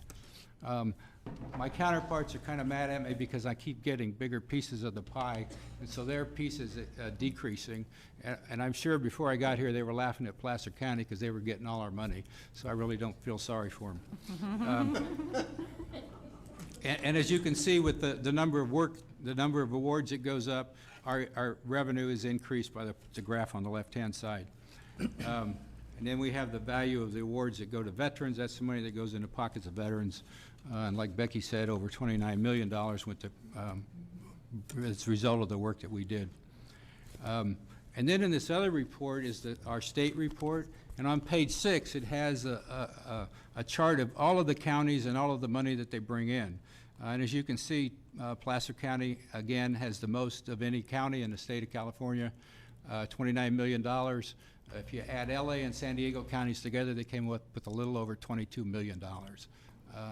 So it kind of shows you, we've always noticed that the larger counties just can't get to as many veterans because of the staffing issues, and they just have to service so many veterans.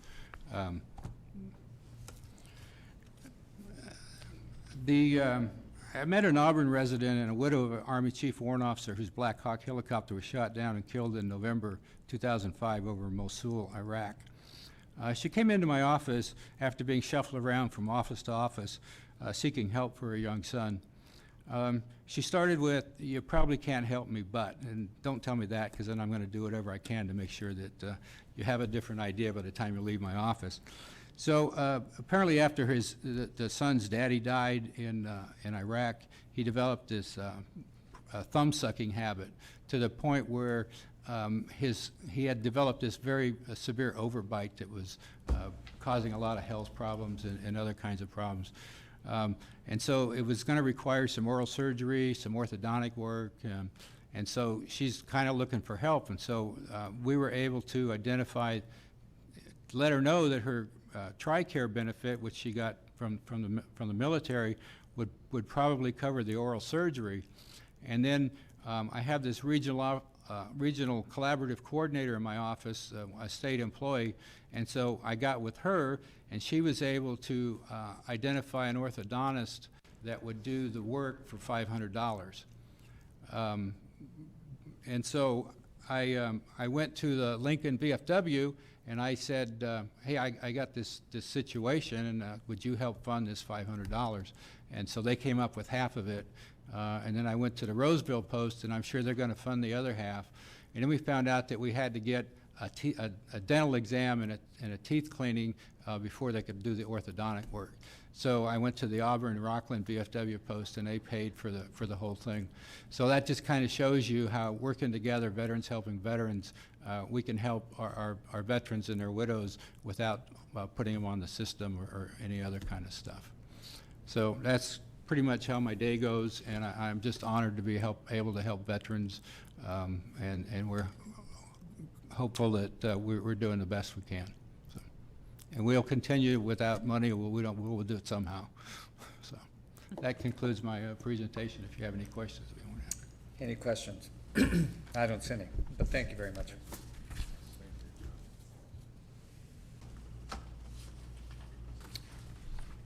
That concludes our workshop discussion with your board this morning. Okay, thanks. Are there any other questions or comments from board members? We do have the Part B on the workshop presentation on the library, correct? Yes.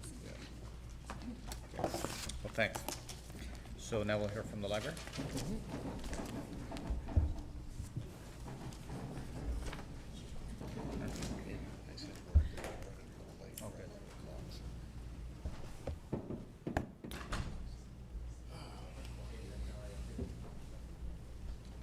If we had a good chair, we wouldn't have that problem.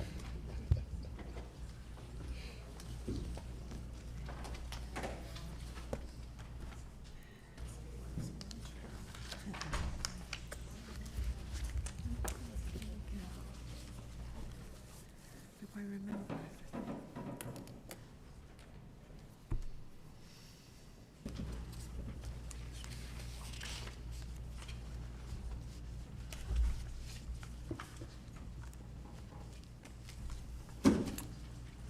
Are you going to kick this off, Linda? I am. Are we ready? Mm-hmm. Well, good morning, Mr. Chairman and members of the board. My name is Linda Oakman. I'm with the County Executive Office. I'm here with Ron Baker, who is the analyst for the library services. And on this side is Mary George, who is the interim library director, and Lisa Dale, who is library services manager.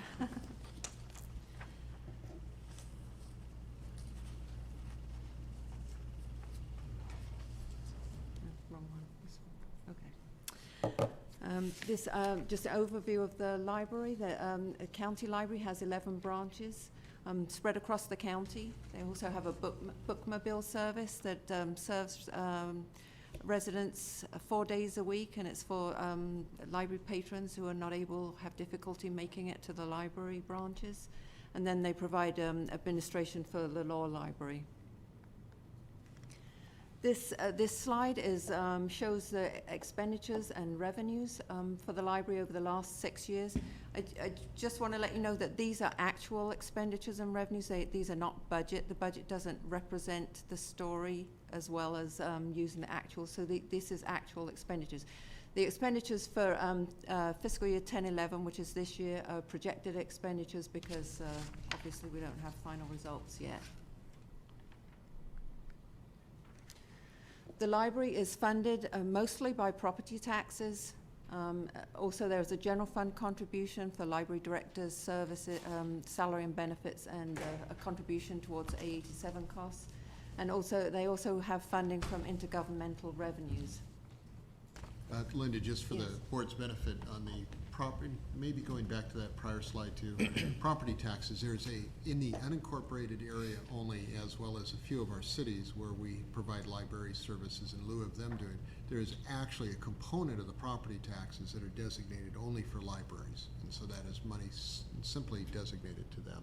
And if you could go down those columns, because I think the different colors, again, for the benefit of the folks more so at home, that the state revenue being flat and other types of revenues. Yeah, I do have some slides that address the revenue specifically. That's why I kind of slid over this one. But property tax is actually about 70%, it's more than 70% of the total revenues for the library. General fund contribution is about 17%. Other revenues, the state revenues are about between 1% and 2%, and then we have other revenues such as library fines and fees and donations and that kind of thing. So of the property taxes, which I said, as I said, is more than 70% of the total revenues has decreased by 10% over the last 2 years, which is $400,000 to the library. We're expecting an additional decline in fiscal year 11-12, which would amount to about $87,000. The state library revenues have been were completely eliminated in the governor's January budget. The impact to the library from those is another $86,000, so it's close to a $200,000 additional impact for next year. The budget conference committee did restore about half of the library revenues to the budget, but it still has to be signed by the governor when that finally gets through. So we are not confident that the funding will be there next year. This slide illustrates the trend in the property taxes. As you can see, fiscal year 08-09 was when we received the highest amount of property taxes, and it's been going down since then, and will continue to decline next year and possibly the following year. This illustrates the intergovernmental revenues. The red line at the top is the most significant source of revenue, and that's a public library fund revenue. The literacy grant is the green line. That funds about 40% of the literacy programs in the library. As you can see, it dropped between 05, 06 and has been fairly flat since then. The yellow line is transaction-based reimbursement, which maybe Mary can explain later if somebody, but it's to do with other people from other library districts borrowing our materials, and those, and we are reimbursed for those transactions. In order to meet the reductions or to offset the reductions in revenues, the library has been reducing costs as well. Since fiscal year 08-09, 6 of 48 positions are unfunded, and that's in line with the rest of the county. We've been unfunding positions across the county since the fall of 2007. About 2 years ago, the service hours in Auburn and Rockland were reduced by 10 hours per week. This brought the library service in line, brought it to a one-shift arrangement, which actually reduced costs and makes it simpler to administer the staffing. There's a self-checkout system that was introduced into the Rockland Library. That system is still being evaluated. It is expected to reduce costs in the end, but currently staff are still learning, still training with the system, and so that system still has to be evaluated. And if it is seen to be cost effective, they're looking at installing the same kind of system in other branches if there is funding available. The biggest impact really to the library has been the reduction in the materials expenditures. Materials provides the new fresh books and technology, etc. for the library, for the patrons. But we've, in order to meet the budget, they've had to reduce expenditures by 37% over the past 3 years. This is a graph that shows the library materials expenditures, is the actual expenditures, and once again for 10-11, that is a projected number. You can see the highest expenditure was in fiscal year 07-08, and it's been dropping ever since. And next year it's projected to drop further. And this is a summary slide that shows the operating expenditures and compared to operating revenues. Over the last, until last year, the operating revenues exceeded the operating expenditures. Last year that line crossed, and the revenues were below expenditures by $79,000. It's projected to be the same story at the end of this year. The current projection is about a $400,000 difference, but the library staff is working very hard to close that gap before the end of the year. So, so just to sum up, the library does have reserves that can fund a small deficit for probably 1 or 2 years, but with the structural deficit that is building, we probably have to look at reducing services at some point if revenues don't increase, or if the state actually cuts all the funding from the budget. So a structural deficit like this, as we know, is not sustainable in the long term. So with that, I'll answer any questions that you may have, and Mary is here to answer any detailed questions about the library services. Thank you. Jennifer. Thank you. Linda, could you go back to the last slide? I'm just a little confused because I'm looking at slide 3, which is library actual revenues and expenditures, and it says that total expenditures were $4,861,000. Mm-hmm. That must not include something. Right. These are operating. This is operating revenue and expenditures. The first slide was all revenues and expenditures, which includes capital, like equipment purchases, etc. Okay, because based on slide 3, it looks like we're making a profit. Well, in the last few years, we did have revenues that were higher than expenditures, and enabled the library to build up the reserves a little. But okay, but these are the these are the total costs, including everything then, and slide 3 These does are not. not, slide 3 includes everything. This one includes just operating expenditures. Okay, because on slide 3, unless I'm just completely misunderstanding what's on this slide, it looks like our total expenditures are $4,861,000. Yes. And our projected 10-11 revenues, leaving out the $86,000 from the state, which we think we're actually likely not gonna get, is $5,026,000. This may not include 87. Oh. Okay. I'll have to get back to you, Jennifer. I'm sorry. You know, you're right. It does look that way, and there may be an error in the slide. Yeah, and I'm just confused with that because based on this slide, it looks like the library's doing great. And so I'd just like a clarification on those numbers if I could. Okay, I'll get that. Thank you. Any other questions or comments? Thank you. See Yes. none? Oh, Jack. Yes, I've got a question for Ms. George. What type, have you seen a shift in the utilization of the libraries over the past couple of years with regards to different opportunities to connect with the public? Definitely. We have more opportunities to connect with more people in Rockland now that we have a new library there, and we've seen an increase in our circulation, and also with Colfax when we expanded and kind of rejuvenated that area.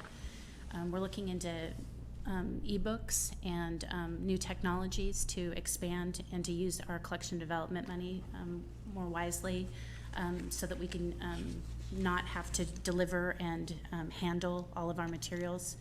And we're partnering with a lot of schools to do more programming. And in Rockland, we're going to be partnering with Rockland Elementary School to hold our summer reading programs in their gym. It's because it offers a bigger space than our library facility. So we are out there always doing what we're doing, which is connecting people with their resources in their public library. What about adults utilizing the libraries to upgrade employment skills? Have you seen? We have, seen that? yeah, and we have added onto our library website, our database, what's called Job Accelerator. It's a program that was given to us by our consortium with consortium money funding that allows people to come in and use the public computers to build resumes and to connect with job opportunities. And the folks that are working in the libraries, they're able to assist the adults to create a resume and They are, and anyone who wants to use it with their library card is able to access it from home. Thank you very much. I wanted to say in closing that despite the grim news about our funding, that Lisa Diane McDonald, our ASO, and I are determined to look at everything. There's going to be no sacred cows.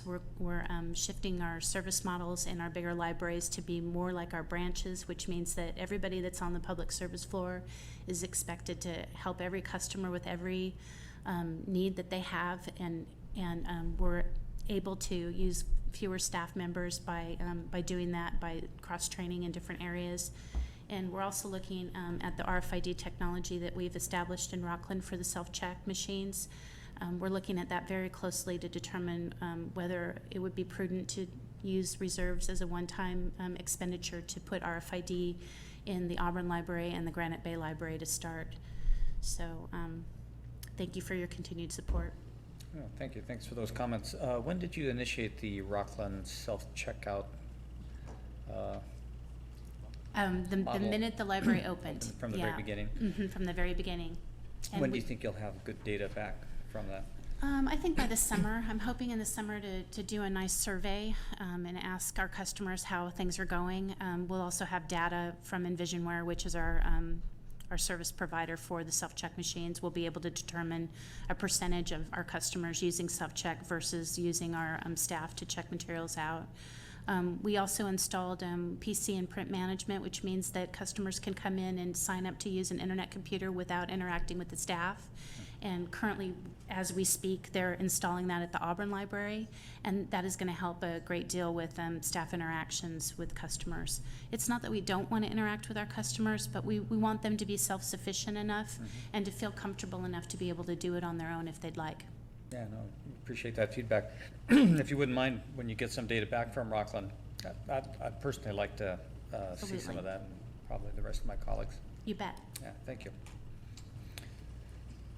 Well, unless there are any other questions or comments, we're adjourned. Thank you.